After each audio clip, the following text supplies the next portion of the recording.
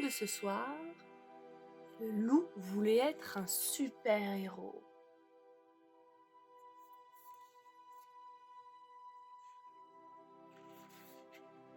Un matin, en se regardant dans son miroir, Lou eut une idée. Et s'il devenait un super-héros ? Ce serait fantastique, s'écrie Lou. J'aurais un joli costume, je sauverais les gens et tout le monde m'adorerait. Au fond de lui, Lou se disait aussi que sa louve chérie serait très fière de lui.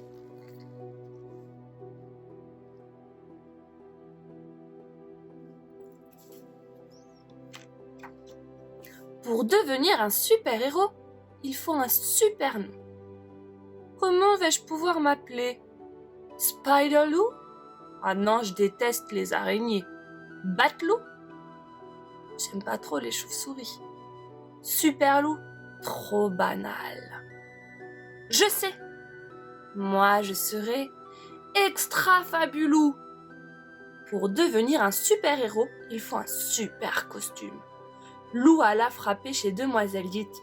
C'était une couturière hors pair.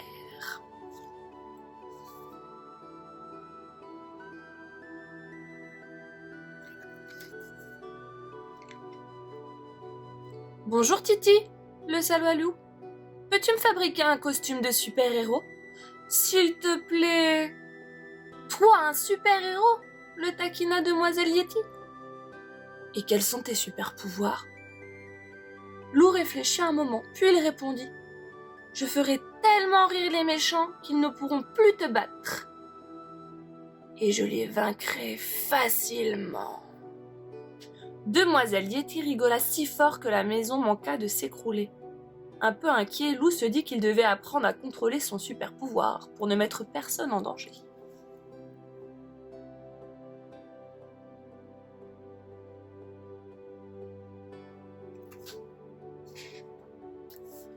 Tout en pleurant de rire, Demoiselle Yeti confectionna à Lou un costume super époustouflant, avec des ailes intégrées au cas où il aurait besoin de voler.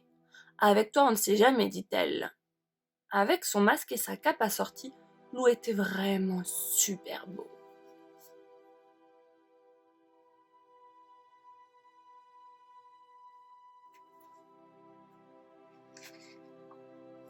Ainsi habillé, Lou partit se promener dans la forêt.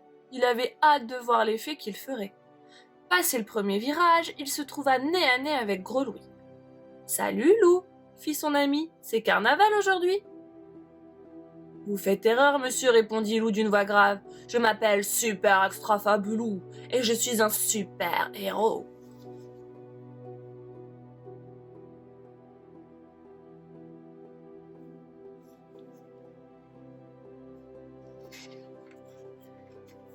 Oh, pardonnez-moi, s'exclama Gros Louis, mais alors si vous êtes un super-héros, vous devez être super fort. En effet, répondit Lou en bombant le torse. Dans ce cas, pourriez-vous m'aider à ranger ce tas de bois ? Je suis un peu faible, vous savez. Lou trouva que Gros Louis exagérait, mais il accomplit cette première mission avec succès.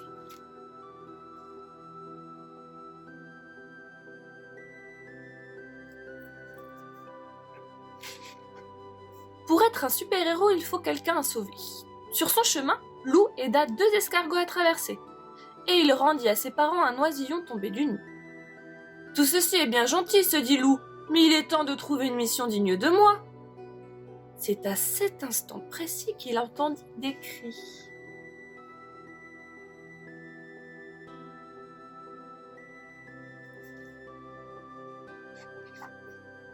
Sans perdre un instant, Lou fonça entre les arbres et déboula près de la rivière. Louve et ses amis jouaient à la balle dans l'eau. « À moi !» criait Louve. Ni une ni deux, Lou plongea et traîna sa louve chérie jusqu'au rivage. « Mais qu'est-ce qui te prend, Lou ?» hurla-t-elle en recrachant de l'eau. « On s'amusait, c'est tout. »« Désolée, fit Lou, je pensais que tu te noyais. »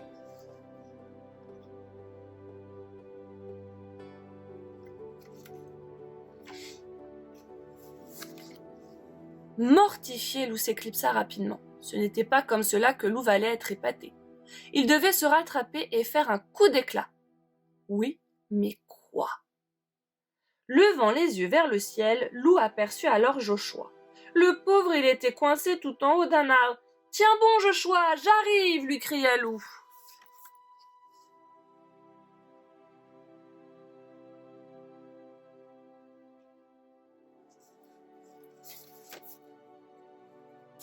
Lou s'élança à l'assaut de l'arbre, qui plia et patatras. Les deux amis basculèrent dans le vide. Lou réussit à déplier ses ailes, un peu trop tard malheureusement. « Mais qu'est-ce qui t'a pris, Lou ?» soupira Joshua. « À cause de toi, ma nouvelle paire de jumelles est cassée. »« Bah, j'ai cru que tu étais en danger. Je voulais te sauver, expliqua Lou. Je suis super extra fabuleux. »« Ouais, super relou, tu veux dire, » ronchonna Joshua.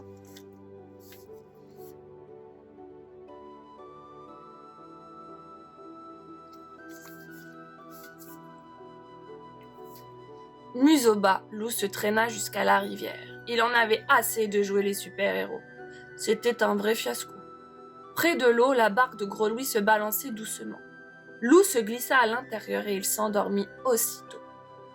Bien mal lui en prit. Pendant qu'il dormait, le vent se leva et entraîna le petit bateau mal attaché dans le courant.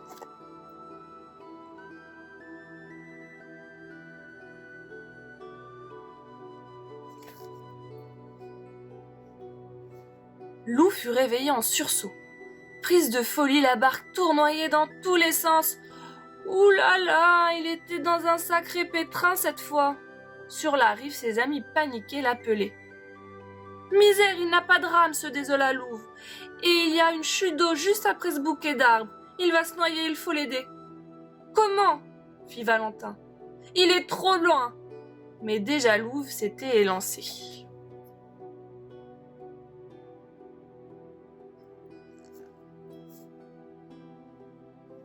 Rapide comme l'éclair, Louve fila le long de la rive. Avec agilité, elle escalada un arbre et attendit que l'embarcation passe au-dessous. Elle se laissa tomber et atterrit sur l'eau. « Mais que fais-tu ici » cria Lou ébahi. « Je viens te sauver, voyons » hurla Louve. « Allez, ramons chacun d'un côté. »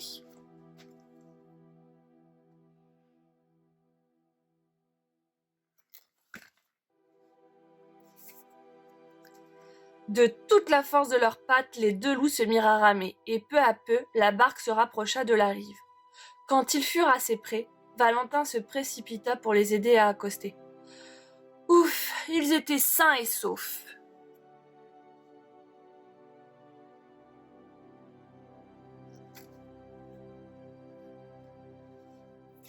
Tout penaud, Lou prit la patte de Louve. « Merci, Louve, tu m'as sauvé, murmure-t-il. Moi qui voulais être ton super-héros, c'est raté. »« Mais tu es mon héros à moi, c'est déjà bien assez, répondit Louve. Et je t'aime comme tu es, avec tes défauts et toutes tes qualités. »